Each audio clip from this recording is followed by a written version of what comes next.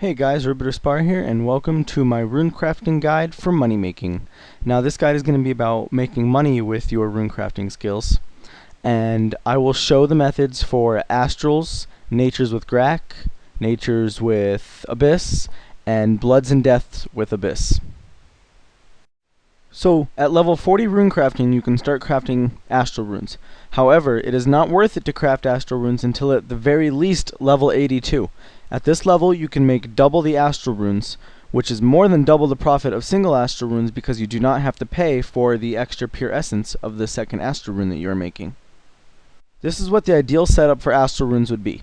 However, if you cannot afford armadillo, then you can wear just agile legs and agile top along with dragon boots for the extra defense. Also, if you do not have access to agile armor and you do not have access to armadillo, then it'd be best to wear just some plain old black d'hide. However, you will need to make sure that you have tons of run energy potions in your bank as you'll be using them often, so it's best to at the very least have armadillo armor because that weighs a lot less than black dragon hide. Since the bank update where you can fill pouches while in the bank interface, I feel that it is best to not use an Abyssal Familiar as it barely adds on 1k experience per hour, but it adds on an insane amount of extra clicks. Therefore, for your Familiar, I suggest you have a Bunyip summoned, as we will only be using the 4 pouch method, as it is only good to do Astrals after 82 runecrafting. You will have all 4 pouches unlocked, therefore this is the best and only method you will ever be using for Astrals. Your bank should be set up something like this, with your pure essence at the top right corner, your energy potions right next to it on the left, and your NPC contact runes right below. This allows for fast withdrawal of the pure essence and easy fill of the pouches and clicking on your minimap, as well as being able to quickly withdraw the energy potions and the NPC contact spell runes as soon as you need either of them. Now here's a little tip to make your banking at Astral Runes a little bit faster. If you have done Dream Mentor, then when you are running up after teleporting back to Astral Runes, and I'll show you a full lap of Astral Runes in a second, when you are running back up, do not click to bank on Birdseye Jack or that bank interface. Simply click Talk to Birdseye Jack, and as you're running from outside the bank, when you're already all the way out here, a chat box will pop up, and you just have to click the top 2 options both times, and it will open your bank up. However, if you have not done Dream Mentor, you will need to bank regularly, which is coming into this bank and right-clicking on one of the bankers if wearing the Seal of Passage, and then you can bank. If you are not wearing the Seal of Passage and you haven't done Dream Mentor, they will kick you off the island, and that is a pain in the butt. So, now I will show you a lap of what your average Astral Runes lap should look like. So, start off the lap, click down the hill from your bank interface, and you want to make sure you click closer to the wall, because you want to be running on the upside of the hill instead of running down the hill and then running into the wall, and running all around the place will just end up slowing down your lap. So you want to make sure that you're clicking in better places. So this is how I like to rotate my screen as I'm running down to do Astrals. So I click over there and I click on the altar. I like to rotate my screen so the pouches end up right next to the altar so my mouse doesn't have to move as much distance. As you get used to doing Astrals, you'll get used to when to empty your pouches. So click to teleport when you're done with that. Click to run inside the bank, but click to talk to Birdseye Jack. Hit the interface buttons really quick. Draw your essence, fill your pouches, and continue on with your laps. And for those of you that haven't done Dream Mentor, the banking process will be the same thing, except you will end up inside the bank at the bank booth, and you will just bank from here. But everything will be the same except where you bank, and your laps may be a second or so longer. So with this method you should be making about 6.9k Astrals per hour. That includes time to bank and NPC contacts and everything. And at the prices that Pure Essence at right now, 139 each, and Astrals being 162 each, it ends up being about 648k GP per hour after 82 runecrafting. This method is also 30k experience per hour in runecrafting. Alright guys, so at level 44 runecrafting and 57 summoning, you can craft nature runes using a spirit Graahk. Now really quick, I'm going to go over what you should wear and how to use your Graahk. For your helm, wear either an Omni Tiara or Nature Tiara. For your cape, you can wear anything you like. However, if you do not have agile clothes or boots of lightness and penance gloves, then I recommend you do not wear a cape, as it will add weight. And not having the agile clothes or both the boots of lightness and penance gloves won't compensate for that. For your top and bottom, I recommend either agile clothes or nothing. If you don't have agile clothes, don't wear anything. For your staff, I recommend Staff of Air. This is because you do not need to have any other staff for anything else, and this helps because when you need to use NPC contact to repair, you can just immediately go in your bank and withdraw a cosmic and an astral rune, and already have the 2 air runes because the Staff of Air provides unlimited air runes. This way it saves time not having to withdraw those other 2 runes and saves some clicks. I do not recommend wearing any shield because it just does nothing but add weight. For gloves, either penance gloves or no gloves. For boots, I recommend boots of lightness, nothing else. And for ring of dueling. Also, for your amulet, you need to be wearing an amulet of glory with some kind of charge, any amount, because if you happen to forget your ring of dueling, then you'll need a glory to teleport out of there. Or you can use your home teleport to teleport out of there, but I do not recommend that as it takes much longer. And if it happens twice in a row that you forget your ring, you won't be able to use your home teleport, and you'll have to spend a long time running to the nearest bank all the way from Shiloh. Also, it is much better to use a ring of dueling and have a glory as your backup than wearing a ring of kinship, because the ring of kinship takes so long to do the teleport animation and run to the bank from there that you actually make more money per hour using up your rings of duelings until they disappear than you do with a ring of kinship, because it allows you to do more laps per hour. Now, for the spirit Graahk, make sure you have your left click option set to interact. This makes it very easy because there's usually on any world a lot of spirit Graahks and a lot of people there, so it could be hard to find your own Graahk. So straight from the bank interface, you can just click on your summoning icon and immediately go down to click teleport without having to worry about finding which one is your Graahk. Make sure you have your pouches set up in the L formation, this is what this is called, with the medium pouch, the large pouch, and the giant pouch. Now, if nature runes, it doesn't matter what order that you have them in, because you'll be emptying all 3 of them at the same time at the altar. The reason that it is best to have the L formation is because, like you just saw, you can go over the medium and then immediately right, left, right click, and then just move to the right and do another right and left click. It's a very simple emptying position, and over the years it has proven to be the absolute best for nature crafting without mouse keys. For banking, not much has changed. You can still bank by closing the bank and then filling your pouches as it was before with Graahk Runecrafting, but since the bank update, you can fill your pouches without having to close the bank interface. However, it does not make that much of a difference when Graahk crafting. However, I do find it usually saves me on average about a second per lap. So that's an extra lap an hour, but it's really up to you and your own personal preference how you are going to fill your pouches, either closing the bank or filling them inside the bank screen without having to close your bank at all. Now I'll show you guys what your average Graahk lap should look like from teleport to teleport. So, click Interact on your familiar and glide off to teleport. Make sure you're clicking during the loading screen already on your mini-map up on here. This way you get the speed boost when you teleport in. From here you want to just keep on clicking up ahead on your mini-map so you are always running. Now pay attention to where I'm clicking, because if you click in bad spots, it will end up making your lap take longer because you run all over the place. There is a perfect lap, quote unquote, but that you get the gist of it. So you come into the altar, and I like to rotate my screen so my pouches are closer, but it's up to you. Craft your runes, and then teleport back to Castle Wars. Come into the bank, deposit your runes, fill your pouches, and teleport again with your Graahk.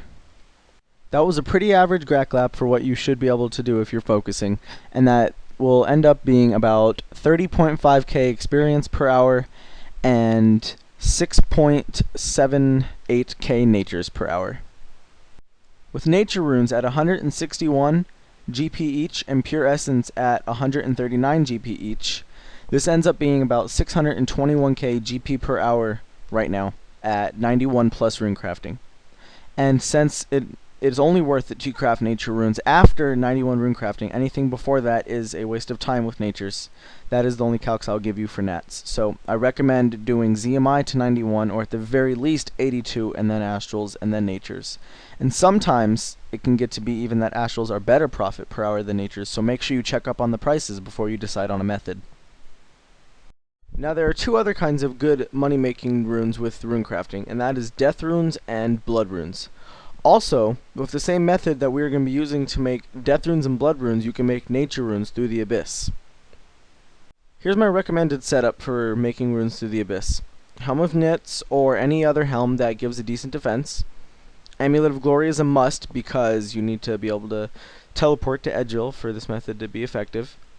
Any cape is fine, however I prefer skill cape because of the defense bonus, so try and wear something with defense if you don't have a skill cape, but if you do have a skill cape I recommend one of those. A mithril pickaxe because mithril weighs less than the other ores, and you will need a pickaxe to be wielding a pickaxe. Agile top is a great top for you to wear. If you do not have agile armor, then I recommend black dragon hide or armadillo top, range armor top. Shield, any shield, blessed spirit shield, Falador shield, something with a bit of defense is nice. For legs, I recommend armadillo chain skirt. However, because you are running through the wilderness and you will be scolded, there is a risk of you losing it. So, for those of you that are worried about the PKers between there, even though usually if I ever see a PKer, I'll just tell you out in Hop Worlds, which is what I recommend. Also, I do recommend that if you don't have the money to afford this kind of risk, you do not wear an armadillo chain skirt. Black dragon hide legs work very well in place of the armadillo.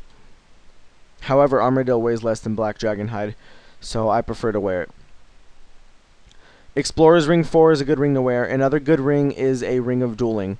Now, Explorer's Ring 4 and Ring of Dueling are my main two that I believe you should wear, and the Ring of Dueling is because you can use it to teleport out if you forget to grab a charged glory.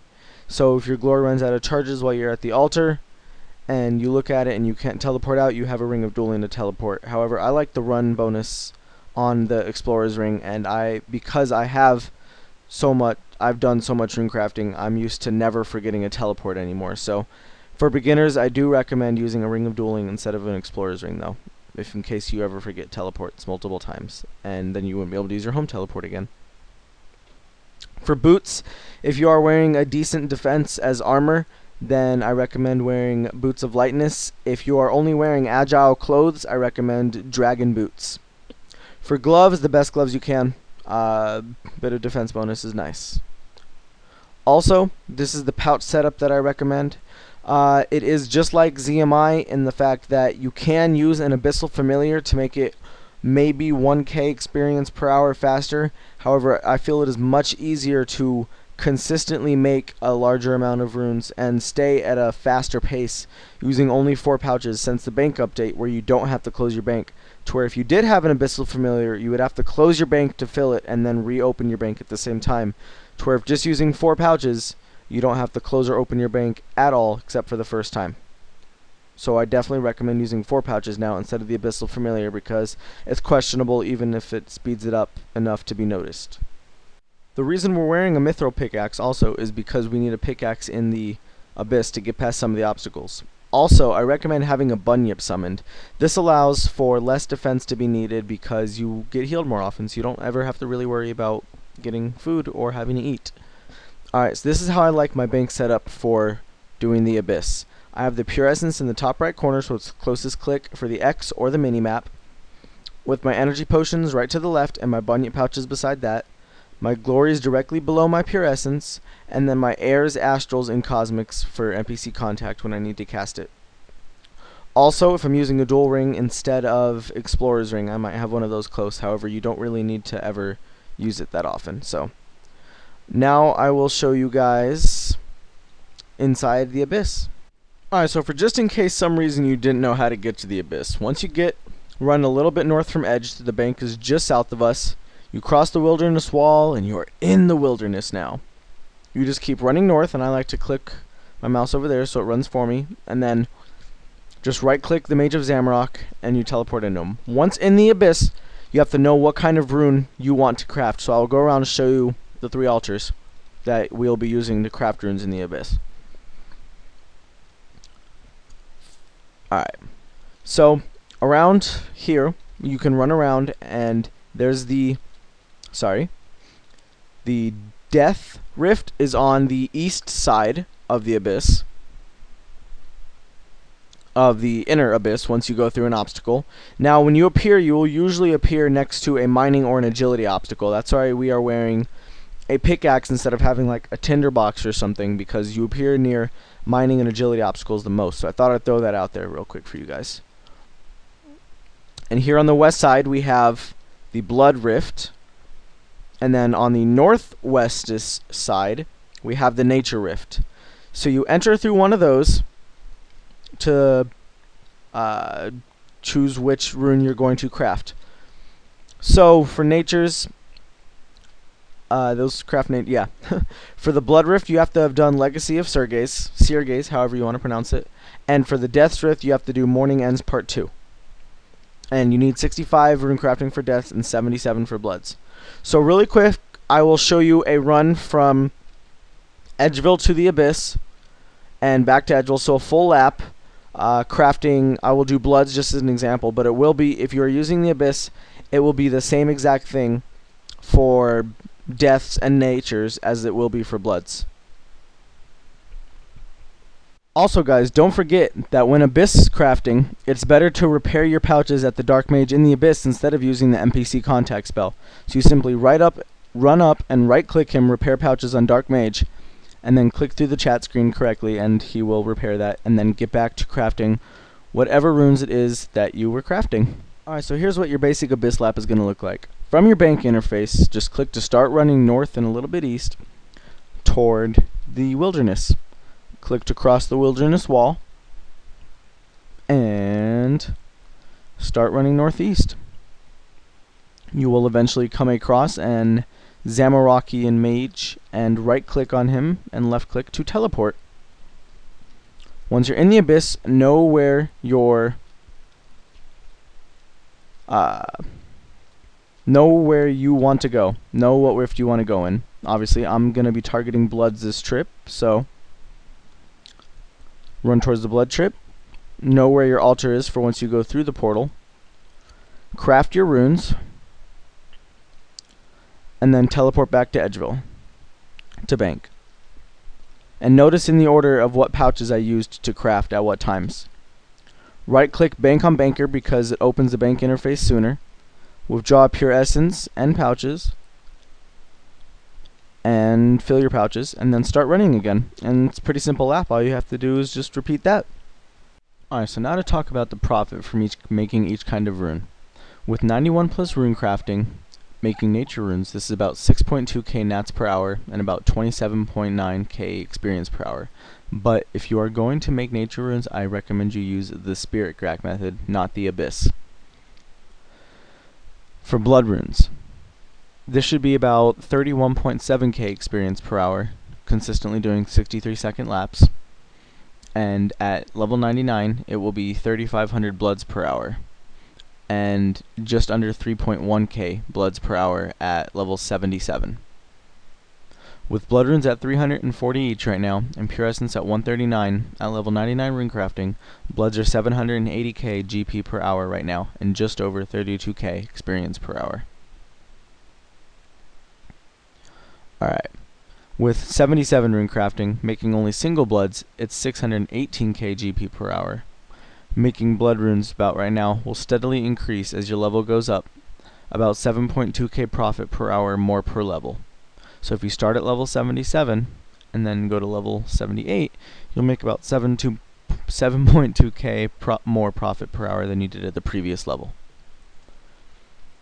For death runes, right at level 65 runecrafting, this can be in the high 20k experience per hours and 3.1k death runes per hour. At level 99 runecrafting, you can make 4k death runes per hour, equaling 700k GP per hour. So from level 65 to level 99, every level you increase should give you 26 more death runes per hour. However, it does lower a little bit, and it's not on a perfect scale, because if you start death runes at level 65, you won't be able to use your giant pouch, in which case the best setup for you would be small, medium, and large, no giant, and using an abyssal familiar. However, this is more for when it's actually good to make the money with runecrafting, and that is only after you are at a higher level, so you will be using all 4 pouches. Well guys, I hope you enjoyed this runecrafting guide, and I really hope it helped you out.